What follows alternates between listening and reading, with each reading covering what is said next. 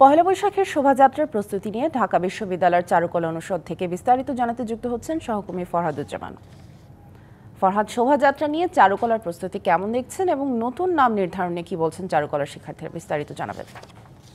চারুকলায় এখানকার যারা শিক্ষার্থী রয়েছে, পাশাপাশি যারা চিত্রশিল্পী রয়েছে, তারাও কিন্তু প্রস্তুতি নিচ্ছে শেষ সময়ে। আমরা দেখেছি যে সকাল থেকে কিন্তু বিভিন্ন চিত্রকর্ম কিন্তু তারা শেষ কাজ কিন্তু শেষ শেষ করার জন্য কিন্তু জোরে সোরে কিন্তু কাজ চালিয়ে যাচ্ছেন।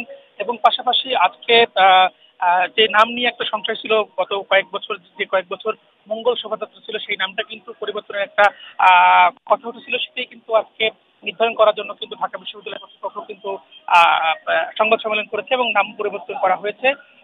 এই বিষয়ে শিক্ষার্থীদের সাথে আমরা কয়েকজন শিক্ষার্থীর সাথে কথা বলছি, তারা বলছেন যে নাম পরিবর্তনের বিষয়টা আসলে তারা খুব গুরুত্ব দিচ্ছেন না, কেননা মঙ্গল শোভাযাত্রা যদি থাকতো সেক্ষেত্রেও কোনো সমস্যা ছিল না। মাঠের অলরাউন্ডার আমি, আর ঘরের allrounder Taylox. Taylox toilet cleaner, clean মানেই টাইলক্স। আবার আনন্দ শোভাযাত্রাকেও তারা আসলে সাদরে গ্রহণ করছেন। সব কথা মিলে আসলে তারা এই বর্ষবরণটাকে উদযাপন করতে চাচ্ছেন সবাই মিলে, ধর্ম বর্ণ নির্বিশেষে সবাই মিলে যেন একসাথে যেন বর্ষবরণ করতে পারে, সেটি কিন্তু আসলে তারা চাচ্ছেন। পাশাপাশি আজকে সংবাদ সম্মেলনে জানানো হয়েছে যে এই যে নামের যে পরিবর্তনের বিষয়টা, সেটা কিন্তু আজকে পরিবর্তনের কথা বলা নেই, কারণ তারা বলছেন যে এটা কিন্তু শুরু থেকেই ছিল যে যেই নামটা বাংলা নববর্ষবরণ যে নামের যে কথা ছিল, সেটা কিন্তু শুরু থেকেই ছিল, সেটাই কিন্তু তারা টিকে রেখেছিল, সেই নামেই কিন্তু এবার শোভাযাত্রা শেষ হবে।